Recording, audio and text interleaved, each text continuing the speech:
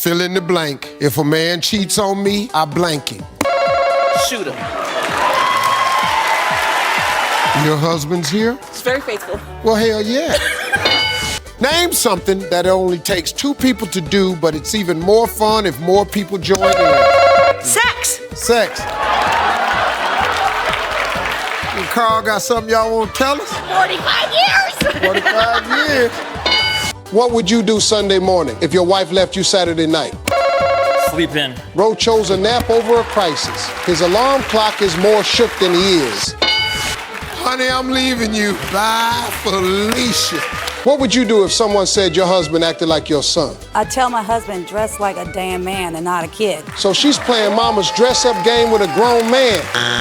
If you were blindfolded, how could you still identify your wife? Well, you know, Steve, I gotta be respectful of my father-in-law who's in the crowd tonight, but I'm gonna have to go with her lady part, Steve. You just dug your own grave and handed your father-in-law the shovel. Which dwarf matches your wife in bed? The silence is so loud, I can hear your marriage counselor taking notes. Terry! This is just to get up on the boards bashful? Bashful.